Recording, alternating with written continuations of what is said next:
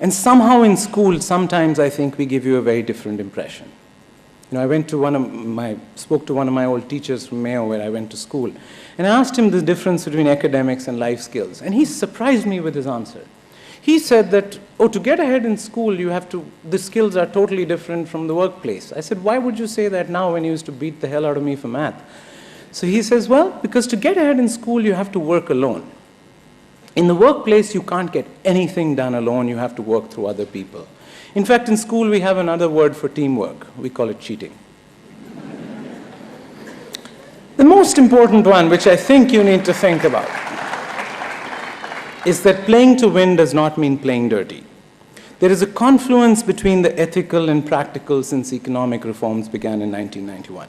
Prior to that, I think many businesses had a birth defect because to get ahead, you had to manage the government. And to managing the government meant making Faustian bargains. But I think the softest pillow is a clear conscience. And you must stand up against injustice. And sometimes that means when in Rome, don't do as Romans do. You should be proud of an institution. At least one of my biggest admirations for Manipal is how they stand up against education Nazis like the NCI. Anyway, the final one, which is take more risk. The days are long and the years are short.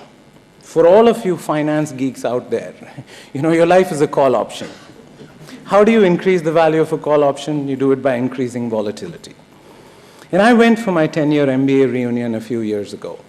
And I will submit to you that the saddest phrase of Middle Ages is, I wish I had.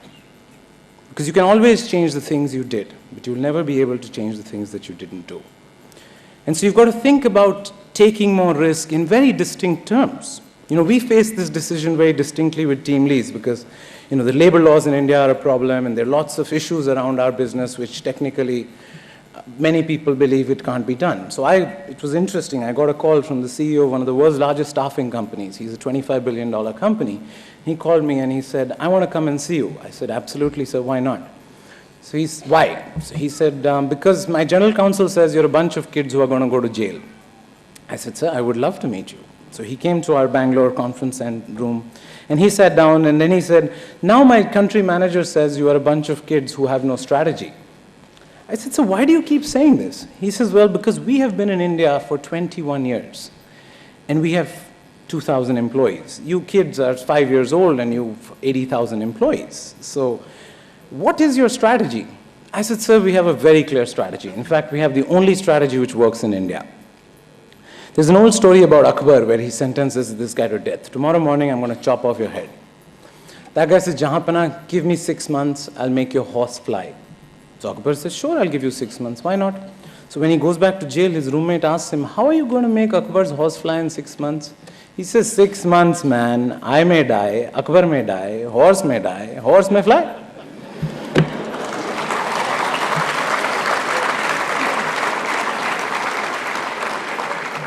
In closing, the first day that I landed in the US for my MBA, there was a front page article on the Wall Street Journal which said that India is more interesting than important. I hope that journalist is eating the newspaper on which she wrote that, because what is happening in India is not once in a millennium or once in a decade. It's really once in the lifetime of a country. But I memorized Pandit Nehru's Tryst with Destiny speech when I was a child. I loved it. And I think many of you will agree that India missed her tryst with destiny. Today, there are 300 million people in India who will never read the newspaper that they deliver, or sit in the car that they clean, or send their child to the school that they help build. And we at Team Lease see this tragedy on a daily basis.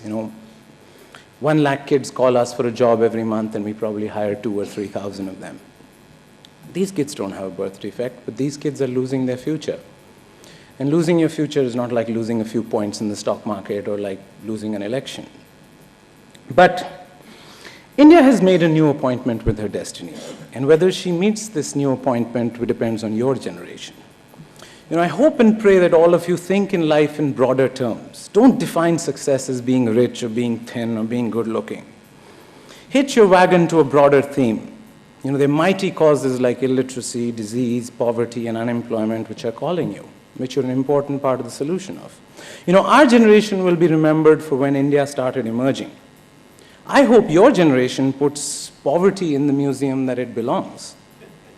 And I hope you create an India where the most important decision a child can make is not choosing their parents wisely. Because anybody in this room won a winning ticket in the ovarian lottery. I certainly chose my parents wisely. They're sitting here. So all of you certainly chose your parents wisely. So think hard about how lucky you've been and what, besides what your rights are, what your duties are. So today is an important day. It is also my unfortunate duty to remind you that what we teach you in MBA schools is different from what you need to learn. What we teach you is marketing, strategy, finance, and accounting. But what you need to learn is how to be more kind, how to be more just, how to be more bold, and how to be more patient. Unfortunately, we don't know how to teach that. But my confidence lies in your dreams, your courage, and your imagination. May a soft heart go with your tough mind and thoughtful choices. Good luck and Godspeed.